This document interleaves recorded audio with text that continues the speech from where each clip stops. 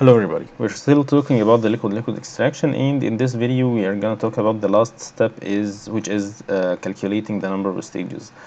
So now we know how to draw the operating line, the equilibrium curve, and to put everything on the XY diagram, and now we know that we are calculating the stages here because this is way easier than doing this on the ternary diagram.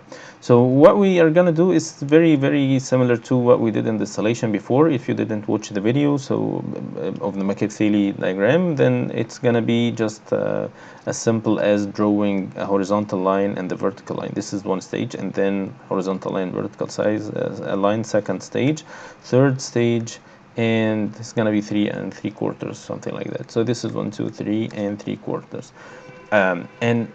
It's going to be very close to what we did before, with one important difference. If you remember before, when we drew this line, we knew that we knew this point, and then which is what we did in the installation before, and we know that this is a horizontal line, so the y is constant, so we know the y of this point, and we need to get the x.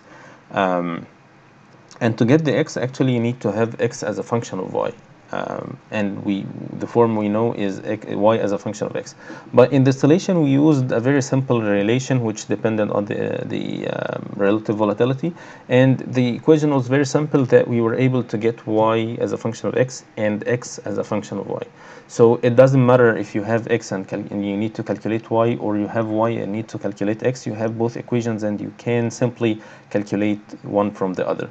But in this case, you have the equilibrium relation as an equation of y as a function of x, and it's a very complex equation that you cannot put x as a function of y. You cannot have x as at one side and y on the other side, and that's why you need to find a way that to get this point, which is simply the intersection between this and this, or the point of x that satisfies the equilibrium relation at this value of y. And to do this, you need to do iterative solution. You have to assume a value and then do goal-seek and all this stuff. So this is the only difference, and which is a pretty simple thing compared to what we did before, but we're just gonna do it now for those who cannot do this by themselves. So as I did before, I'll break each stage into two parts: stage 1A, which is the horizontal line, stage 1B, which is the vertical line. The horizontal line is going to start from the very first point on the operating line, which is this. I'm sorry, I did some change here. I'm just going to fix it and then start over. So this is the values that we used in the previous video. So this is going to be the first point, which is the x and the y, and we know that y is constant for this line because it is a horizontal line. So this is gonna be like this. I'm sorry. And to get the x, I'm gonna use the y fit equation, which is the equation that I used to draw the equilibrium relation, which is what I used here to draw this line, and I'm gonna calculate the value of y based on the value of x for the equilibrium relation equation that I'm using here. So if you look here, if you go horizontal and want to get this point at y equals 30, you would find it's gonna be close to 25, 26. So I'm gonna put it as 26, but the value that I have now is not 12.38, it is 11.88, and this means that this 26 is not accurate value, and that's why I need to change this value so that this equals this, or in a more simple way, to have the difference equals 0. So now I'm looking at the difference. I'm not looking at a specific value, because I'm gonna do it for each stage, so I don't want to keep my mind worried about the exact number. I just want to make it 0. So what I'm gonna do is do what if analysis, goal-seek this 0 by changing this, so it's gonna be 26.7. okay, so now I have the horizontal line done. For the vertical line, I'm gonna start with the last value of the horizontal line, because you go left and then go down, starting from the last point on the horizontal line. And in this case, x is constant, And y is gonna be simple because it satisfies the operating line equation, which is a straight line equation. So it's gonna be the x multiplied by the slope. I'm gonna press F4 to freeze it, and plus the intercept, and press F4. And now let's see. So now I have everything for the first stage. So I'm gonna add stage 1a, the x values, the y values, and then add stage 1b, the x values and the y values, and we should be good. And this is what we see here. The horizontal line and vertical line exactly look like what we have here. It's horizontal and vertical line. It's horizontal and vertical line. Now let's go to the second stage. The second stage is gonna be almost everything with only one change, which is that it's not gonna start from 30 or the corresponding values to 30 and 12.3. It's gonna start from the last, the final point on the previous stage.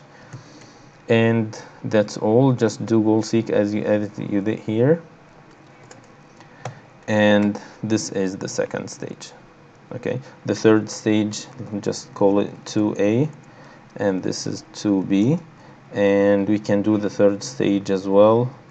Here it's gonna be stage 3a, stage 3b, again one more goal seek. So you have to have one goal seek for each stage. Okay, so this is what I have here. Let's select data and add stage 2a. This is the x, this is the y, and add stage 2b. And you can see it on the graph. It looks nice. These are the y values. Again, this is you can add stage 3a and add stage 3b, and that's all. We have now the three stages drawn here very accurately with no problem at all. Of course, we can make them look nicer. We can change the thickness of the lines and the colors. I've already done that, but just for the sake of time, I'm not doing everything here in this video because it's going to be repeating the same thing. So you can see now it's 1, 2, 3, 4, 5, 6, and 1/3 of a stage. So now we know exactly how or what is the number of stages that we will calculate here. Just one last thing for your information to know what you need to do if you need to change something in the inputs. For instance, this is not 30, this you need to change it to 40.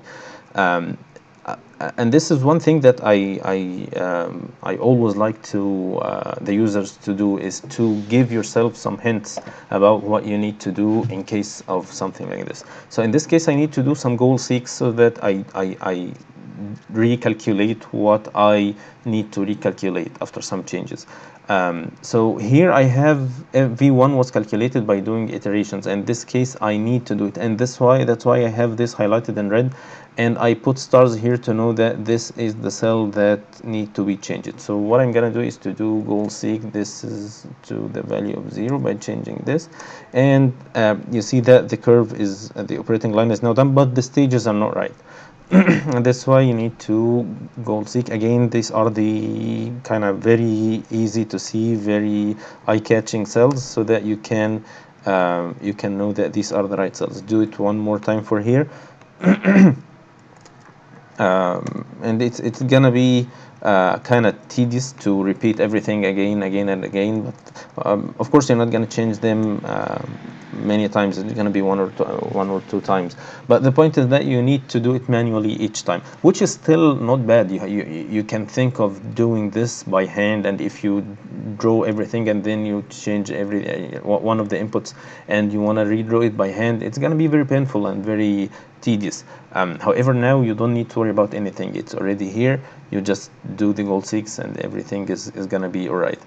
In the next video, we can do it even easier by using one feature that we talked about before, and it's got a good thing to revisit it in this application. So I hope this was useful, and I'll see you in the next video, inshallah. Goodbye.